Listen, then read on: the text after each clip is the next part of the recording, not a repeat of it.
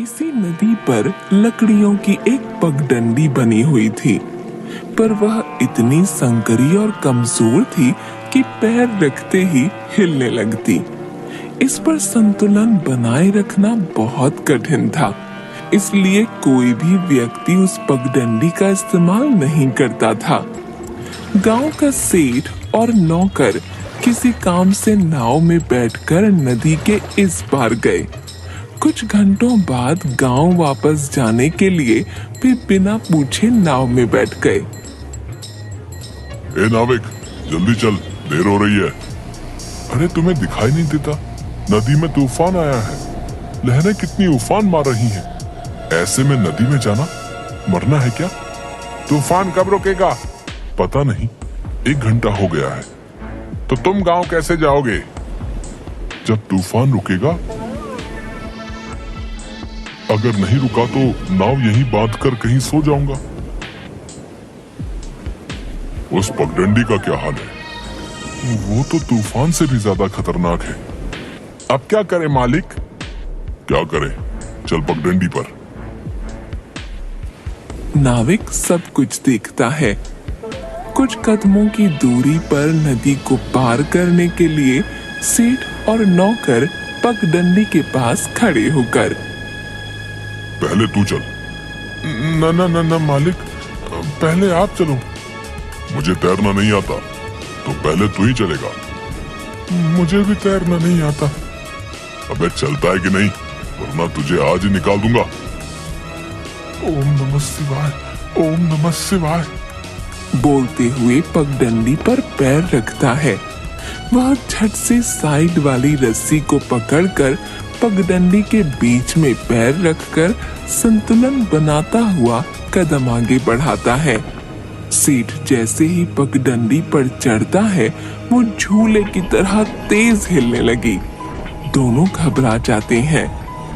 मालिक, बीच में जाओ, वरना दोनों गिर जाएंगे। सेठ किसी तरह पगडंडी के बीच में खड़ा होकर संतुलन बनाता है। दोनों धीरे धीरे एक एक कदम बढ़ाते हुए नदी के बीच में पहुंचे तो सामने गांव की ओर से एक मजदूर आता दिखाई दिया। उसने एक हाथ से सिर पर लकड़ियों का गट्ठर पकड़ा हुआ था और दूसरे हाथ से पगडंडी की रस्सी। हे भगवान, अब ये कौन आ रहा है? वैसे तो इस पर कोई नहीं आता, अब जाने ये कौन भला है। पगडंडी पर भी आमने सामने आ जाते हैं। हे भाई, थोड़ा साइड हटो, निकल जाने दो भैया। अरे इतनी मुश्किल से तो यहाँ तक आए हैं। ये पगडंडी इतनी सकरी है, जगह दिख रही है। सेठ जी, आप और ये थोड़ा टेढ़ा हो जाओ तो मैं निकल जाऊंगा। मुझे बाजार जाना, देर हो रही है।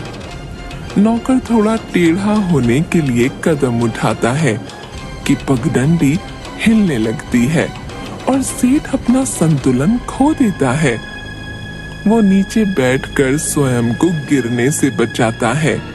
ओ भाई, तुम हमें निकलने दो।